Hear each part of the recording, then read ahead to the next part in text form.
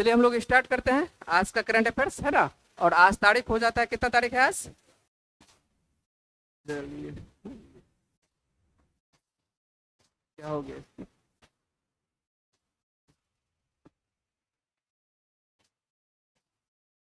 तो आज तारीख है आप लोगों को 17 जून 2025। तो 17 जून 2025 हम लोग जितने भी करंट अफेयर्स के क्वेश्चन बनेंगे सभी पर बातचीत करते हैं, है ना। और पीडीएफ जो है आप हमारे टेलीग्राम चैनल से जस्ट नीचे में आपको लिंक मिलेगा, वहां से आप डाउनलोड करके पीडीएफ भी पढ़ाई कर सकते हैं। चलिए हम लोग देखते हैं, पहला क्वेश्चन से स्टार्ट करते हैं। इतना लाइट है कि दिखाई ही नहीं पड़ रहा है ना, थोड़ा सा दिक्कत दे रहा है।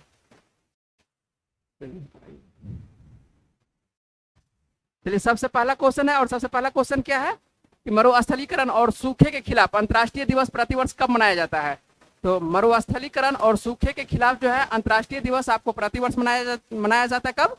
17 जून को, अर्थात आज के ही दिन जो है ये आपको मनाया जाता है मरुस्थलीकरण और सूखे के खिलाफ अंतर्राष्ट्रीय दिवस। तो इसका उद्देश्य जो है, क्या है उद्देश्य? तो मरुस्थलीकरण और सूखे से उत्पन्न खतरों के बारे में क्या करना है? जागरूकता बढ़ाना और इन चुनौतियों का मुकाबला करने के प्रयासों को बढ़ावा देना है। और यह दिन जो है आपको भूमि क्षरण तटस्थता के बारे में भी क्या करती है? जागरूकता बढ़ाती है। ठीक है, तो याद रहेगा आप लोगों को, सीधा आपको याद रखना है कि मरुस्थलीकरण और सूखे के खिलाफ जो दिवस मनाया जाता है, ये दिवस कब? तो आपको 17 जून को मनाया जाता है ना, ये प्रतिवर्ष मनाया जाता है। और आजकल आप देख ही रहे हैं मौसम कैसा है, पूरी तरह से गर्म है। और ये जो सूर्य देवता है पूरी तरह से अपने चरम सीमा पर है ना, आग बरसा रहे हैं। तो आग बरसा रहे हैं तो तकलीफ किसको हो रहा होगा? हम लोगों को, पृथ्वी को हो रहा होगा नहीं? तो पृथ्वी का जहां पर मान के चलिए आपको दिखाई पड़ता है, तो पृथ्वी एक तरह से पूरी तरह से क्या होती जा रही है? आपको जमीन जो दिखाई पड़ता है क्या हो रहा है? एक तरह से पानी की कमी इसको झेलना पड़ रहा है ना, पानी मान के चलिए मिल नहीं पा रहा है, जिसकी वजह से आपको दिखाई पड़ता है एक तरह से अनउपजाऊ भूमि होती जा रही है। ठीक है, तो ये जरूरी है, वर्षा भी जरूरी है। चलिए, और आप लोगों को खेल से जो है बराबर प्रश्न दे रहे हैं। और आज का खेल से क्या, देखिए एक प्रश्न है, और ये प्रश्न आप लोगों को ध्यान रखना है कि आईसीसी महिला वनडे विश्व कप 2025 कब होने वाला है? तो ये कब होने वाला है और कितने तारीख से होने वाला है?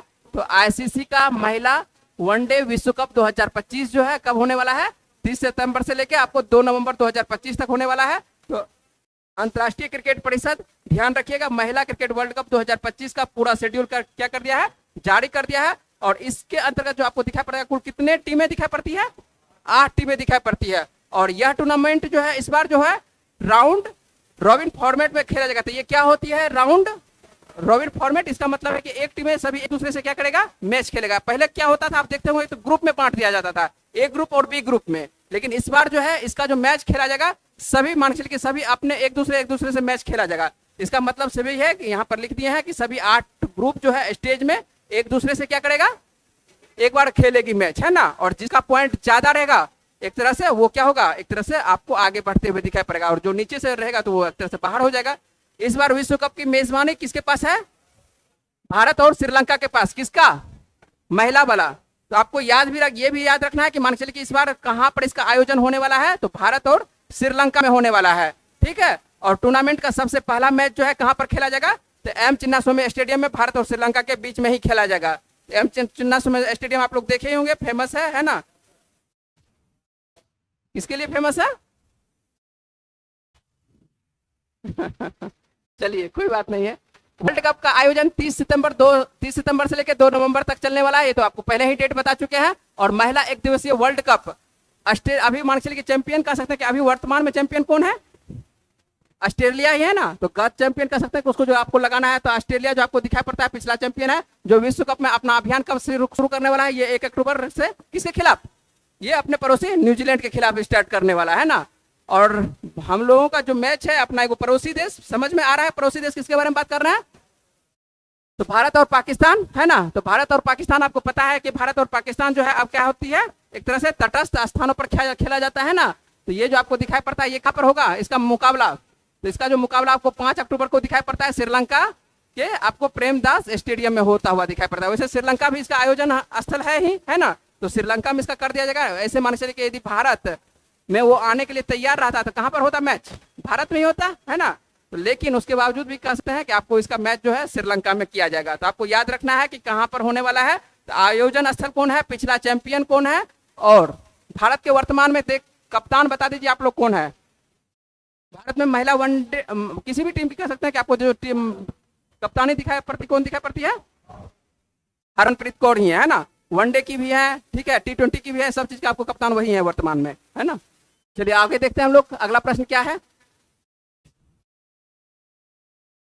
भारत के अधिकांश भागों में आगामी राष्ट्रीय जनगणना, जनगणना आपको आपके लिए फेमस कह सकते हैं, यहाँ से आपको फेमस नहीं कह सकते हैं, पर यहाँ से बराबर क्वेश्चन बनाया जाता है। क्या होता है, बराबर क्वेश्चन है। तो जब बराबर क्वेश्चन है और आजकल जो है यहाँ पर क्या है, जनगणना के बारे में आपको पेपर में देखने को मिल रहा होगा कि यहाँ पर क्या है, बैठक किया गया है। केंद्र सरकार जो है सोमवार को, कल ही तो सोमवार काट देना है आपको, केंद्र सरकार ने जो है जनसंख्या जनगणना की अधिसूचना जो है जारी कर दिया है। और ये कब कब से, तो ये जो प्रक्रिया है मार्च 2027 से क्या होने वाला है, शुरू होने वाला है। तो आपको यहाँ पर डेट ही पूछ रहे हैं कि भारत के अधिकांश भागों में आगामी राष्ट्रीय जनगणना के लिए संदर्भ तिथि क्या रखा गया है, तो 1 मार्च 2027। इसका मतलब है कि 1 मार्च 2027 से क्या हो जाएगा, जनगणना शुरू होगा, है ना। तो जनगणना की संदर्भ तिथि आपको याद रखना है कि ये कब से स्टार्ट होने वाला है, तो 1 मार्च 2027 से। और यहाँ पर ध्यान रखिएगा, इसके सिवाय यहाँ पर लिखा हुआ है, सिवाय लिखा हुआ है ना, तो सिवाय केंद्र शासित प्रदेश लद्दाख, जम्मू कश्मीर और हिमपात प्रभावित गैर कह सकते हैं कि यहाँ पर जो कह सकते हैं कि सामायिक क्षेत्र कह सकते हैं कि जैसे कि हिमाचल प्रदेश एवं उत्तराखंड राज्यों के लिए जो है ये तिथि तय नहीं है। इसके लिए क्या है विशेष तिथि, तो इन विशेष क्षेत्रों को जो है लद्दाख, जम्मू कश्मीर और हिमपात प्रभावित गैर सामयिक क्षेत्र के लिए कह सकता है कि हिमाचल प्रदेश वो उत्तराखंड के लिए जनगणना की संदर्भ तिथि क्या रखी गई है, 1 अक्टूबर 2026 रखी गई है। अब देखिए दो आपको तिथि बता रहे हैं, सामान्य तिथि क्या है 1 मार्च 2027 सभी के लिए, लेकिन कुछ ऐसा क्षेत्र है जहां पर के मान के चलिए कि ठंड के दिनों में वहां पर क्या हो सकती है, परेशानी हो सकती है ना, कुछ मार्ग बंद रहता है और मान के चलिए कि वहां पर तो अस्त व्यस्त रहता है ठंड के दिनों में, तो इसलिए डेट रखा गया, कब डेट रखा गया, 1 अक्टूबर 2026 का डेट रखा गया। तो ये कुछ स्पेशल के लिए, लेकिन आपको सामान्य याद रखना है 1 मार्च 2027 याद रखना है। और यह जनगणना इस बार जो हो रही है कितने नंबर की जनगणना होगी, 16 नंबर की जनगणना होगी, है ना। यदि बात करें कि मान के चलिए आजादी के बाद, तो आजादी के बाद ये कितने नंबर की जनगणना होगी, 8वीं नंबर की। ये आपको सेट में आता होगा कि मान के चलिए कि 2011 की जनगणना थी वो कितने नंबर की थी, 15वीं थी। और अभी वर्तमान में जब आप मान के चलिए 2021 में तो हुआ नहीं जनगणना, लेकिन अब जो आने वाले दिनों में जनगणना होगा 2027 में, ये कौन सी कितने नंबर की जनगणना होगी, तो आपको 16वीं जनगणना होगी, है ना।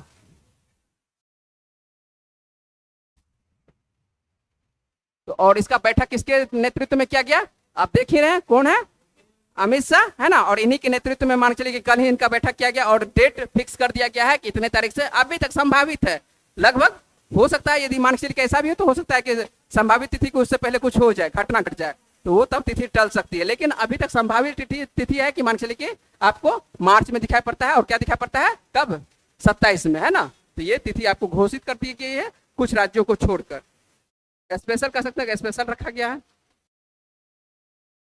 चलिए अगला देखते हैं क्या प्रश्न है अगला आगे। पीएम मोदी को किस देश का सर्वोच्च सम्मान, कौन सा सर्वोच्च सम्मान है, आपको बताए थे प्रधानमंत्री नरेंद्र मोदी कहाँ की यात्रा पर निकले हुए हैं, कनाडा की यात्रा पर निकले हुए हैं। लेकिन कनाडा की यात्रा पर आपको बताया कि कनाडा के डायरेक्ट यात्रा नहीं कर रहे हैं, बीच बीच में क्या है, कुछ कुछ देश यात्रा करते हुए जाएंगे। तो एक देश पहुंचे, कौन से देश पहुंचे में है, साइप्रस पहुंचे। और साइप्रस जब पहुंचे, यहाँ पर जब साइप्रस नरेंद्र मोदी गए तो यहाँ पर इनको क्या कर दिया गया है, एक सम्मान से नवाजा गया, एक सर्वोच्च सम्मान दिया गया है एक तरह से साइप्रस का, grand cross of the order of Makarios, है ना। मकारियोस जो दिया गया है ये किनको दिया गया है, आपको प्रधानमंत्री नरेंद्र मोदी को दिया गया है। तो आपको ध्यान रखना है कि भारतीय प्रधानमंत्री नरेंद्र मोदी को साइप्रस में अपने सर्वोच्च नागरिक पुरस्कार से सम्मानित किया है। और प्रधानमंत्री नरेंद्र मोदी को कह सकते हैं कि साइप्रस के राष्ट्रपति कौन है, निकोस क्रिस्टोडोलाइडस है। तो ये जो आपको दिखाई पड़ रहा है निकोस क्रिस्टोडोलाइडस जो दिखाई पड़ रहे हैं, इन्हीं के द्वारा क्या कर दिया जाता है, सम्मान से एक तरह से सम्मानित किया जाता है ना, किनके द्वारा, तो यहाँ पर आपको नाम लिखा हुआ है पुरस्कार का, आपको इसे बता ही चुके हैं कि grand cross of the order Makarios कह सकते हैं कि थर्ड के द्वारा, ठीक है, ये आपको याद रखना है, ठीक ना। चलिए आगे हम लोग देख लेते हैं। मान के चलिए कि इससे पहले आपको एक प्रश्न और करवाए थे कुछ दिन पहले, प्रधानमंत्री नरेंद्र मोदी जो है इधर उधर घूमते रहते हैं, देश विदेश की यात्रा करते रहते हैं। तो श्रीलंका कुछ दिन पहले गए थे, हाल फिलहाल में क्या गए थे, श्रीलंका गए थे। और जब श्रीलंका गए थे तो श्रीलंका में भी मान के चलिए कि इनको एक तरह से सम्मानित किया गया था, सर्वोच्च सम्मान श्रीलंका का कौन सा, मित्र विभूषण से इनको सम्मानित किया गया है ना। तो मित्र विभूषण आपको याद रखना है कि हाल ही में मिला है कि नरेंद्र मोदी को, तो ये किनके द्वारा, तो राष्ट्रपति कौन है, अनुरा कुमारा दिसानायके। अनुरा कुमारा दिसानायके कहाँ के राष्ट्रपति हैं, तो ये श्रीलंका के राष्ट्रपति दिखाई पड़ते हैं। अभी लेकिन नाम हमको आया है कौन सा, साइप्रस आया है। तो साइप्रस के बारे में हम लोग देख रहे थे कि साइप्रस की राजधानी क्या है, तो साइप्रस की राजधानी क्या है, निकोसिया। और यहाँ पर जो साइप्रस में मुद्रा चलती, कौन सी मुद्रा चलती है, यूरो मुद्रा चलती है। और राष्ट्रपति कौन है, अभी जस्ट बताया आपको, निकोस क्रिस्टोडोलाइडस है। ये आपको थर्ड काट देना है, ठीक ना। ये जो आपको राष्ट्रपति दिखाई पड़ता है निकोस क्रिस्टोडोलाइडस जो दिखाई पड़ते हैं, ये यहाँ के राष्ट्रपति हैं और इन्हीं के द्वारा क्या कहते हैं, सम्मानित किया गया, ठीक है। और आपको एक यहाँ पर ध्यान रखना है यूरो के बारे में। ये 2008 में यहाँ की मुद्रा क्या क्या कर दिया गया है, चेंज कर दिया गया। यदि आप पुराना किताब पढ़ते होंगे तो साइप्रस की मुद्रा आप लोग पाउंड पढ़ते होंगे, है ना। यदि आप क्या कहते हैं, साइप्रस की मुद्रा यदि पाउंड पढ़ रहे हैं, या आप कोई भी किताब पढ़ते होंगे, अधिकांश किताब में आपको पाउंड दिखाई पड़ेगा। लेकिन ये अपनी मुद्रा को चेंज कर चुका है, तो आपको ध्यान रखना है कि इसकी मुद्रा ये क्या बदल चुका है, अपनी मुद्रा को यूरो में बदल चुका है। ये जो आपको तस्वीर दिखाई पड़ रहा है ना, तो ये आपको साइप्रस के राष्ट्रपति और हम लोगों के प्रधानमंत्री, तो प्रधानमंत्री को सीधी सी बात है कि सम्मानित किया गया है। आपको ध्यान रखना है कि किस देश के द्वारा कौन सा प्राइज है, आपको सभी चीज बता चुके हैं। चलिए आगे देख लेते हैं हम लोग, क्या है प्रश्न। ग्रीष्मकालीन कार्निवल 2025 का समापन कर सकते हैं कि हाल ही में हुआ है। तो ये समापन कहां पर हुआ है, किस प्रदेश में हुआ है कार्निवल का, तो ये आपको लद्दाख में। तो भारतीय सेना कह सकते हैं कि भारतीय सेना के द्वारा for ever in operations division द्वारा आयोजित एक कह सकते हैं कि कार्यक्रम है। और इसका कार्यक्रम का क्या नाम है, कार्निवल 2025, ठीक है 2050 बोल रहे हैं।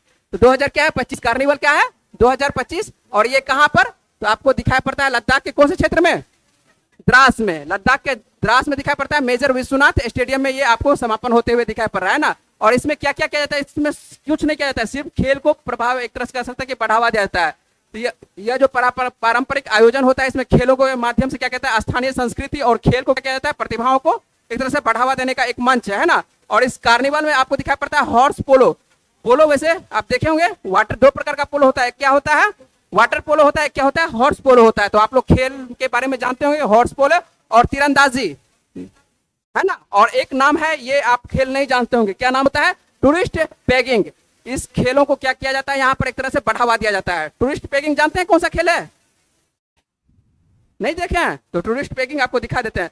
जिस तरह से मान के चलिए हॉर्स देखे होंगे कि हॉर्स पोलो जिस तरह से खेला जाता है, तो हॉर्स पोलो खेला जाता है हॉर्स पर बैठ के, है ना। और ये जो आपको दिखाई पड़ता है, तो यहाँ पर ध्यान रखिएगा कौन सा है, आपको टूरिस्ट पेगिंग जो दिखाई पड़ता है। देखिए टूरिस्ट पेगिंग में क्या है, तो टूरिस्ट पेगिंग में कुछ नहीं किया जाता है, इसमें भी हॉर्स पर बैठकर नहीं खेला जाता है। यहाँ पर और थोड़ा सा चित्र नीचे करते हैं, अब देखिए थोड़ा सा छोटा हो जा रहा है, यहाँ पर देखिए, यहाँ पर एक लकड़ी टाइप का दिखाई पड़ रहा है। इस जगह जो आपको व्हाइट कलर का दिखाई पड़ रहा है ना, यहाँ पर इसके पास मान के चलिए एक हाँ एक पकड़ने वाला रहता है, ठीक है। इससे इस लकड़ी से क्या करना पड़ता है, इसको लकड़ी को उठाना पड़ता है। हॉर्स पर से बैठे बैठे क्या करता है, उठाना पड़ता है। इसी खेल को मान के चल के आपको पैडिंग के अंतर्गत इसको रखा जाता है, तो ध्यान रखिएगा इसको। और ये सब खेल मान के चलिए पहाड़ी इलाका में होता है, हम लोगों की तरह नहीं होता है ना, लगभग पहाड़ी इलाका में होता है।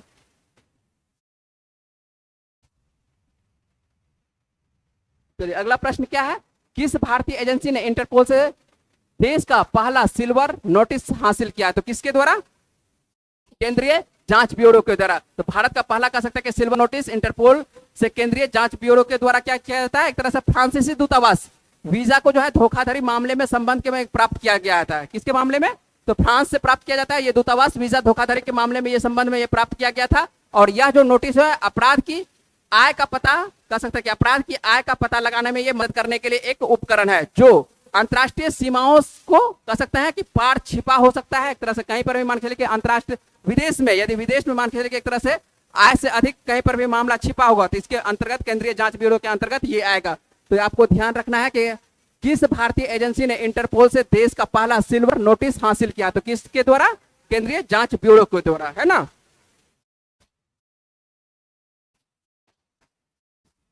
इंटरपोल के बारे में आप लोग जानते हैं ना, जीएस में पढ़े होंगे इंटरपोल, यदि नहीं पढ़े होंगे तो एक बार जाके पढ़ लीजिएगा इंटरपोल क्या होती है। समय रहता तो हम आपको यहाँ पर बता देते, लेकिन यहाँ पर ज्यादा समय है नहीं। अंतर्राष्ट्रीय योग दिवस आने वाले दिनों में है, अंतर्राष्ट्रीय योग दिवस कब है पता है, चलिए ठीक है। अंतर्राष्ट्रीय योग दिवस आपको दिखाई पड़ता है आने वाले दिनों में है, तो इसके लिए मान चलिए आपको कुछ ना कुछ कार्यक्रम होते हुए दिखाई पड़ रहा है। तो अंतर्राष्ट्रीय योग दिवस के अवसर पर जो है किस राज्य ने ब्रह्म सरोवर पर योग मैराथन आयोजित किया था, तो किसके द्वारा, हरियाणा के द्वारा। तो हरियाणा आपको कह सकते हैं कि हरियाणा राज्य के द्वारा जो है ब्रह्म सरोवर पर जो कह सकते हैं कि ब्रह्म सरोवर पर योग मैराथन आयोजित किया था। आप लोगों से डायरेक्ट पूछा जा सकता है कि ब्रह्म सरोवर पर योग मैराथन आयोजित किया गया था अंतर्राष्ट्रीय योग दिवस के अवसर पर किस राज्य के द्वारा? तो किस राज्य के द्वारा? तो आपको हरियाणा राज्य के द्वारा। तो हरियाणा का जब नाम आता है, हरियाणा का नाम जल्दी से बताइए क्या है? हरियाणा की राजधानी, सॉरी, हरियाणा की राजधानी आपको चंडीगढ़ दिखाई पड़ता है। मुख्यमंत्री कौन है वर्तमान में? नायब सिंह सैनी है। और राज्यपाल कौन है? बंडारू दत्तात्रेय हैं। और लोकसभा की यदि बात करते हैं कि लोकसभा की कितनी सीटें हैं, तो लोकसभा की आपको 10 सीटें हैं हरियाणा से, और राज्यसभा की कितनी सीटें हैं? 5 सीटें हैं। आपको बार बार बोल रहे हैं, जब भी कोई भी राज्य जाएगा तो राज्य में आपको इतना रोज आपको बोलेंगे, मान के चलिए राजधानी क्या है, मुख्यमंत्री कौन है, राज्यपाल कौन है, लोकसभा सीटें, राज्यसभा की सीटें। जब इतना आप रोज आप देखते रहेंगे तो आपको क्या हो जाएगा? याद हो जाएगा इस तरह से, ठीक है।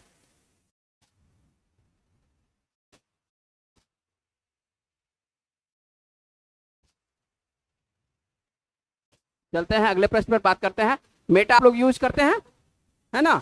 सभी को यूज करते हैं, उम्मीद है कि सभी को यूज करते होंगे। यदि आप मेटा पर नहीं है तो इसका मतलब है कि बहुत पीछे हैं, ठीक है। इसका पहले प्रचार आता था, ये मान चल के लगभग 2008-10 में इस तरह का प्रचार आता था। यदि आप फेसबुक पेज पर नहीं है तो इसका मतलब क्या है? बहुत पीछे चल रहे हैं दुनिया में। चलिए आइए देख लेते हैं हम क्या।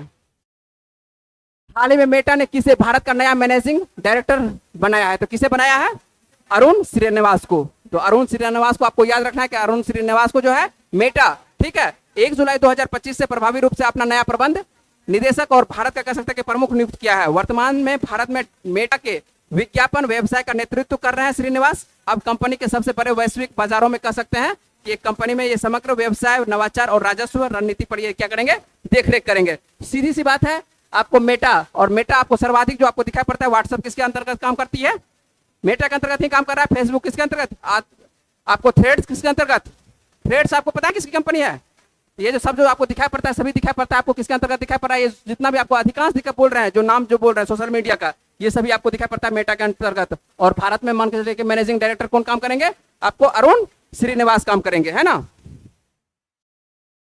ये जो आपको तस्वीर दिखाई पड़ रहा है, यही अरुण श्रीनिवास है, यही मैनेजिंग डायरेक्टर बनेंगे मेटा के भारत में। चलिए ये प्रश्न आप ध्यान रखिएगा। ये प्रश्न में क्या है? प्रश्न देख लीजिए। हाल ही में किसने the stars light the way नामक उपन्यास लिखा है? तो इस तरह का प्रश्न आपको पूछा जाता है, और पूछा जाता है तो आपको ध्यान रखना है कि किसके द्वारा लिखा गया। तो किसके द्वारा लिखा गया? सुचिता राज खन्ना के द्वारा। कौन सा पुस्तक है? The stars light the way. आप 2-3 बार नाम लीजिएगा तो आपको याद आ जाएगा, the stars light the way, ठीक है। किसके द्वारा? सुचिता राज खन्ना के द्वारा। तो ये आपको तस्वीर का जो पहला पेज लिया गया है, तो ये तस्वीर का आपको पहला पेज है, ये सुचिता राज खन्ना के द्वारा ये तस्वीर, ये पुस्तक, उपन्यास कह सकते हैं कि उपन्यास लिखा गया है, the stars light the way, ये किताब का ही नाम है ना। इसमें कह सकते हैं कि इसमें क्या है? तो इसमें सिंगापुर स्थित जीवन के प्रशिक्षक के बारे में ये बताया गया है। तो सिंगापुर के बारे में इस तरह से आपको कुछ कुछ सिंगापुर की कहानी इसमें देखने को मिलेगा।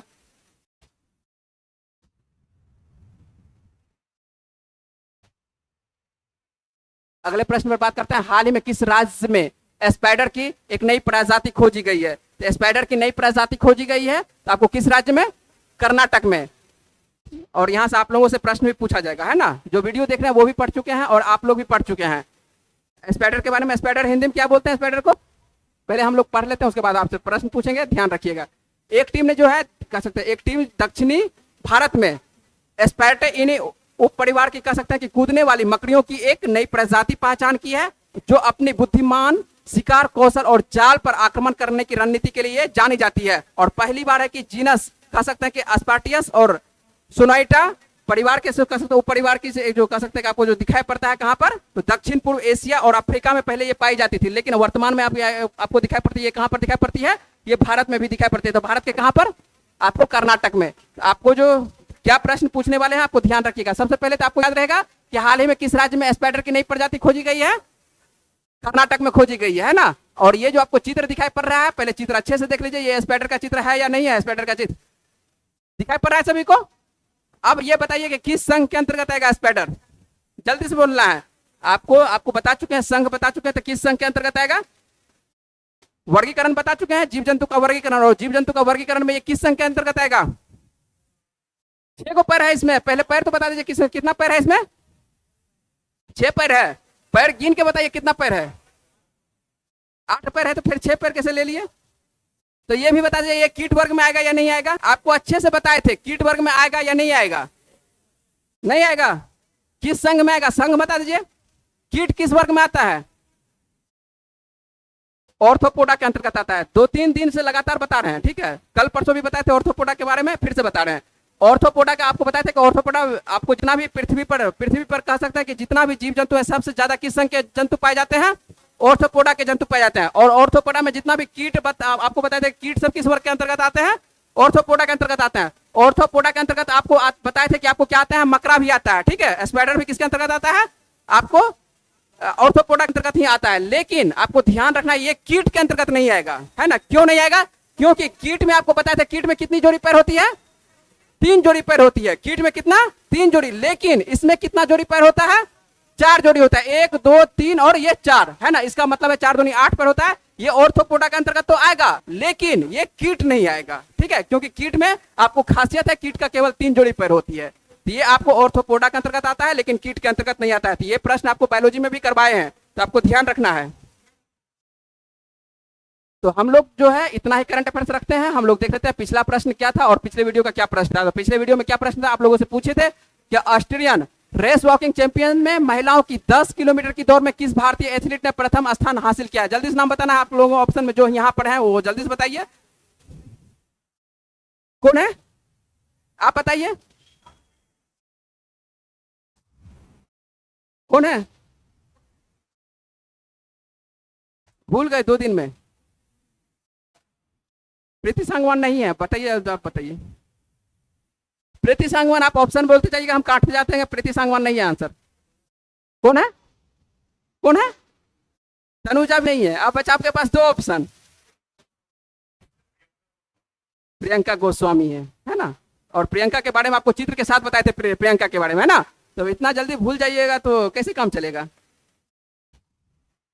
चलिए, भूलना नहीं है। आप 2 दिन में भूल रहे हैं तो आपको याद रखना है साल भर। अभी तो 2 दिन ही हुआ है, ठीक है। साल भर याद रखना आपको, है ना। चलिए आगे देख लेते हैं हम लोग। और ये प्रश्न आपको कल या परसों करवाए थे। दक्षिण कोरिया के जेचियन में एशियाई कलात्मक जिम्नास्टिक चैंपियनशिप में महिलाओं की वर्ल्ड स्पर्धा में किस भारतीय एथलीट ने कांस्य पदक जीता है? तो इसका आंसर आप लोगों को बताना है। कहां पर? करंट, ये जो आप देख रहे हैं, जहां पर वीडियो देख रहे हैं, आपको कमेंट बॉक्स में बताना है ना। जहां पर भी आप करंट अफेयर्स देख रहे हैं वहां पर आपको बताना है। जिस भी चैनल पर आप देख रहे हैं उस चैनल पर आपको बताना है, ठीक है। तो हम लोग जो है मिलते हैं अगले वीडियो में। तो आप लोग जो है अच्छे से पढ़िएगा करंट अफेयर्स। जब तक अच्छे से करंट अफेयर्स पढ़िएगा नहीं तब तक आप लोगों को परीक्षा में प्रॉब्लम हो सकता है। आप देख रहे हैं कि एनटीपीसी में 10 से 12 आप लोगों को लगातार करंट अफेयर्स पूछा जा रहा है ना। तो आपको ध्यान रखना है कि करंट अफेयर्स पढ़ते रहना है और ज्यादा दिनों का पुराना नहीं पढ़ना है। यदि आप देना है एनटीपीसी का एग्जाम तो आपको 4 से 5 मंथ पीछे का, जनवरी से कह सकते हैं कि जनवरी से आपको पूरी तरह से याद रहना चाहिए। तो यहाँ तक हम लोग रखते हैं करंट अफेयर्स। मिलते हैं आप लोगों से अगले वीडियो में।